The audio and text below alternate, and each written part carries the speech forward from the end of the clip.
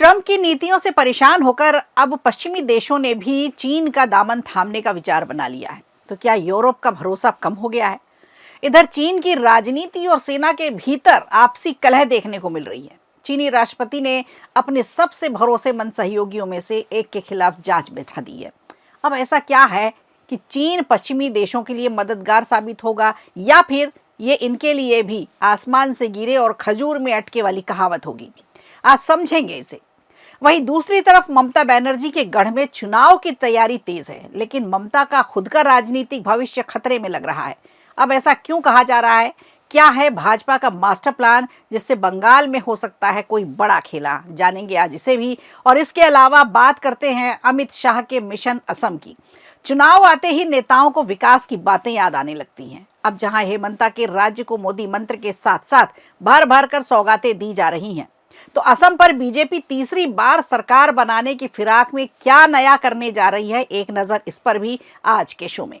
नमस्कार, खबर प्रधान शो देख रहे हैं आप और मैं हूं संगीता श्रीवास्तव।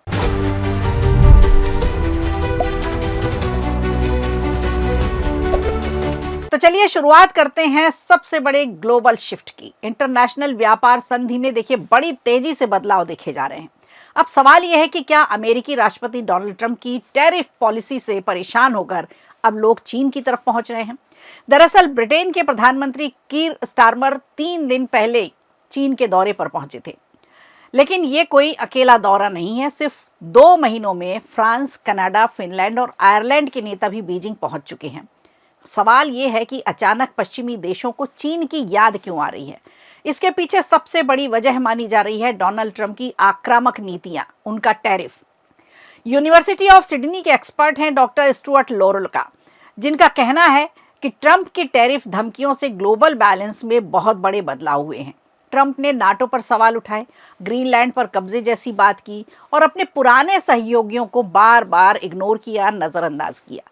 इससे यूरोप में अमेरिका को लेकर अब भरोसा धीरे धीरे कमजोर पड़ने लगा है। यूरोपीय टैक्स फाउंडेशन की रिपोर्ट है जो बताती है कि ट्रंप ने कई देशों पर औसतन 10 से 25% तक टैरिफ लगाया है। यूरोपीय देशों पर 15% टैरिफ का सीधा असर फ्रांस और जर्मनी की अर्थव्यवस्था पर पड़ा, जहां मंदी और वित्तीय संकट की आशंका अब गहराने लगी है। इतना ही नहीं, इसी महीने ट्रंप ने ग्रीनलैंड मुद्दे पर विरोध करने वाले यूरोप के 8 देशों पर 10% एक्स्ट्रा टैरिफ लगाने की बात की। अब जरा नजर डालते हैं ट्रंप के उन बयानों पर। 23 जनवरी को स्विट्जरलैंड के दावोस में ट्रंप ने साफ कहा कि अमेरिका अब उस ग्लोबल सिस्टम की लीडरशिप नहीं करेगा जो दूसरे विश्व युद्ध के बाद बना था। उन्होंने यूरोपीय देशों को अमेरिका का फायदा उठाने वाला तक कह दिया। यहीं से कहानी में आता है चीन। उसी दावोस हॉल में 9 साल पहले चीनी राष्ट्रपति शी जिनपिंग ने ग्लोबलाइजेशन और इंटरनेशनल कोऑपरेशन का समर्थन किया था। उन्होंने कहा था कि ट्रेड वॉर में कोई नहीं जीतता। हालांकि चीन पर कई गंभीर आरोप भी हैं, लेकिन कॉर्नेल यूनिवर्सिटी के प्रोफेसर ऐश्वर प्रसाद कहते हैं कि चीन खुद को एक जिम्मेदार ग्लोबल पावर के तौर पर अब पेश कर रहा है और शायद यही वजह है, इसी वजह की से पश्चिमी देश में चीन के साथ टकराव नहीं बल्कि रिश्ते संभाल कर बनाए जा रहे हैं। ब्रिटेन ने लंदन में नए चीनी दूतावास को मंजूरी दी है। कनाडा ने चीन के साथ स्ट्रैटेजिक पार्टनरशिप की बात की है और ये सब साफ करता है कि दुनिया अब एक नए डिप्लोमेटिक फेज में प्रवेश कर चुकी है। देखना यह होगा कि क्या ट्रंप की नीतियां वाकई चीन के लिए मौका बनेगी या फिर सिर्फ एक अस्थायी रणनीतिक मजबूरी है ये।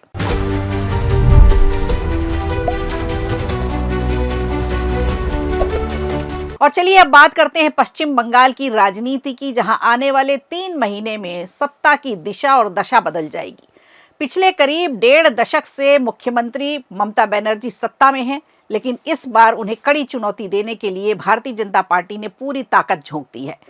बीजेपी ने साफ कर दिया है कि फरवरी, मार्च और अप्रैल ये 3 महीने उसके लिए मिशन बंगाल के सबसे अहम महीनों में से होंगे। बीजेपी ने फरवरी को संगठन और बूथ की मजबूती के लिए तय किया है। पार्टी का मानना है कि अगर फरवरी में संगठन मजबूत हो गया तो सत्ता की नींव यहीं रख दी जाएगी। दरअसल पश्चिम बंगाल में एसआईआर या मतदाता सूची के विशेष पुनरीक्षण के बाद 14 फरवरी को अंतिम वोटर लिस्ट जारी होनी है।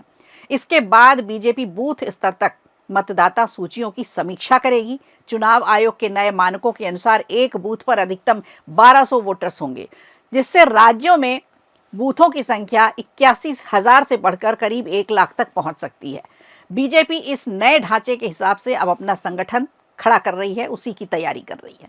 फरवरी वैसे भी 10वीं 12वीं की परीक्षाओं के कारण साइलेंट पीरियड में चला जाता है। इस दौरान रैलियों की अनुमति नहीं होती है, तो बीजेपी इस वक्त का इस्तेमाल घर घर संपर्क करके करेगी, बूथ मैनेजमेंट पर मजबूत करने को लगेगी।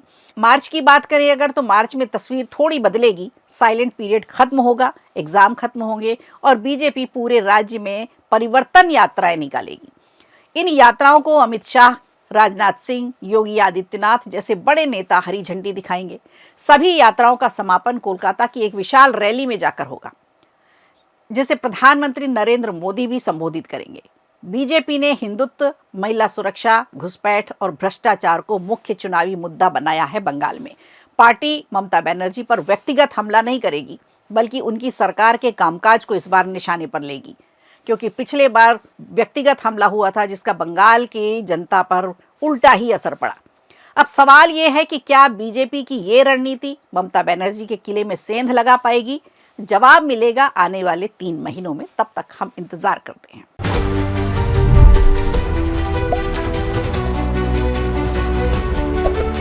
और चलिए अब बात करते हैं असम की राजनीति की और वहां के विकास की, जहां विधानसभा चुनाव से पहले केंद्रीय गृह मंत्री अमित शाह का दौरा बेहद अहम माना जा रहा है।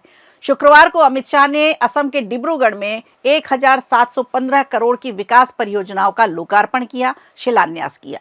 इस मौके पर मुख्यमंत्री हेमंता बिस्वा शर्मा मौजूद रहे। उनके साथ केंद्रीय मंत्री सर्बानंद सोनोवाल, सांसद, विधायक और कई वरिष्ठ अधिकारी मौजूद रहे।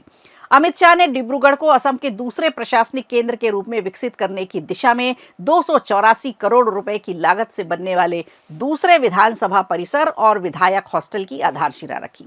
इस परियोजना में 3 मंजिला विधानसभा भवन, 9 मंजिला विधायक हॉस्टल और 800 सीटों का सभागार, इसके अलावा सुरक्षा कर्मियों के लिए बैरक भी बनाए जाएंगे। इसके अलावा शाह ने 238 करोड़ रुपए से बने आधुनिक खेल परिसर के पहले चरण का उद्घाटन किया और 209 करोड़ रुपए की लागत से बनने वाले दूसरे चरण की आधारशिला भी रखी। दूसरे चरण में 30,000 दर्शकों की क्षमता वाला खेल मैदान बनाया जाएगा, जिसमें एथलेटिक ट्रैक भी शामिल है। लेकिन ये दौरा सिर्फ विकास तक सीमित नहीं है। अमित शाह 2 दिन के असम दौरे पर हैं और गुवाहाटी में बीजेपी नेताओं के साथ चुनावी रणनीति पर उनका विचार मंथन होगा। बीजेपी ने साफ कर दिया है कि असम विधानसभा चुनाव सहयोगी दलों के साथ लड़ा जाएगा और मुख्यमंत्री का चेहरा एक बार फिर हेमंता बिस्वा शर्मा होंगे। एनडीए का लक्ष्य है 126 में से 100 सीटें जीतना। बीजेपी का गठबंधन असम गण परिषद, यूपीपीएल, बीपीएफ के साथ होगा। हालांकि सहयोगियों के बीच मतभेद सुलझाने की कोशिशें भी जारी हैं। संगठन स्तर पर बीजेपी पूरी तरह से एक्टिव हो चुकी है। राज्य के करीबन 31,486 बूथों पर पार्टी ने संगठन को मजबूत करने का लक्ष्य रखा है, जिसमें करीब 7,000 मुस्लिम बहुल बूथ भी शामिल हैं। बीजेपी विकास, सुरक्षा, अस्मिता और घुसपैठ जैसे मुद्दों पर चुनाव लड़ेगी और तीसरी बार जीत की कोशिश में जुटी है। अब देखना होगा कि क्या बीजेपी असम में हैट्रिक लगा पाएगी या फिर नहीं। तो खबर प्रधान में आज के लिए इतना ही। दीजिए इजाजत, नमस्कार। वीडियो अच्छा लगा हो तो लाइक कीजिए, शेयर कीजिए और कमेंट बॉक्स में हमें ज़रूर बताइए।